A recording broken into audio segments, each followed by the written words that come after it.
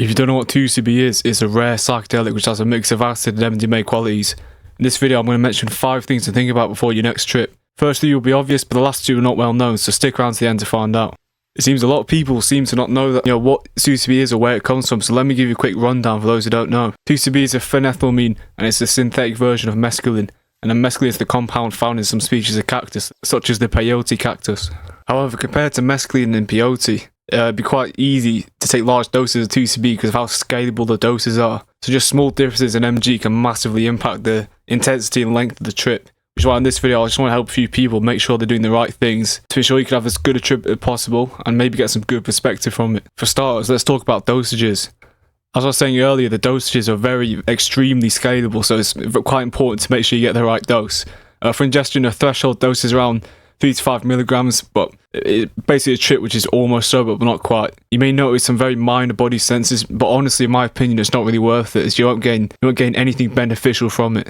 Around 15 to 25 milligrams is the typical dose you most likely do, whether it's your first time or whether you had an experience before. Around 15 to 18, often considered the moderate range, you'll get enhanced colours, tactile sensitivity, mild visuals, elevated mood, and increased sociability. Thinking is usually still fairly clear at this dose, but for the love of God, please do not snort 2C-B, just don't fucking do it. At 18 to 25 milligrams, you get some way stronger psychedelic effects, more pronounced visuals, patterns, movements on surfaces, body energy, emotional amplification, possible time distortion.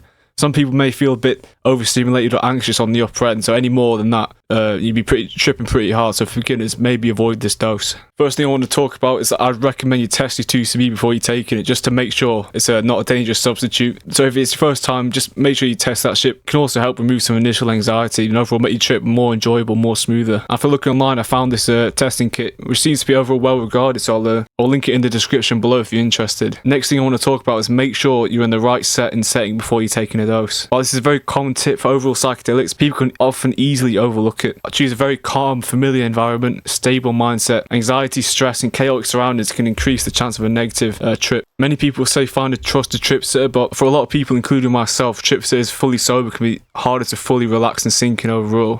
Overall, just making you feel more on edge. So if you are to get a trip sitter, make sure they aren't dead sober. The last third obvious thing I want to talk about is just be careful when you're redosing too quickly. 2C-B can have a delayed onset and a steep dose response curve. So taking more just because you don't feel it, it's a common reason why people accidentally take way too much. So wait around 2 hours before redosing just to make sure you ain't tripping balls too hard for too long. While on the topic about redosing, avoid mixing other substances. If you combine 2C-B with alcohol, stimulants, MAOIs, all the psychedelics can increase the physical and psychological risks and make the effects unpredictable.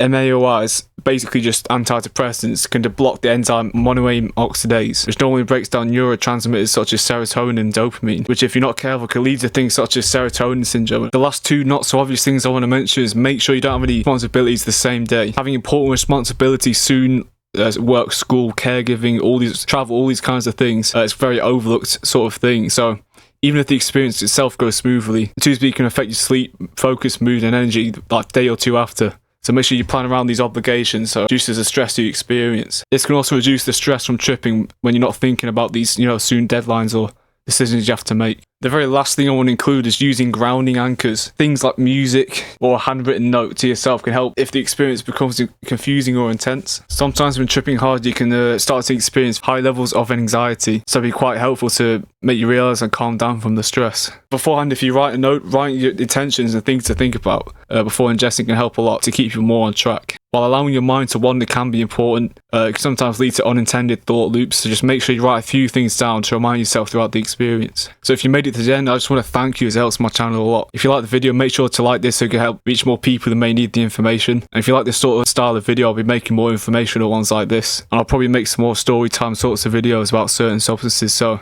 again, if you've been interested in that sort of thing, then make sure to subscribe. Thanks for watching, I'll see you guys later.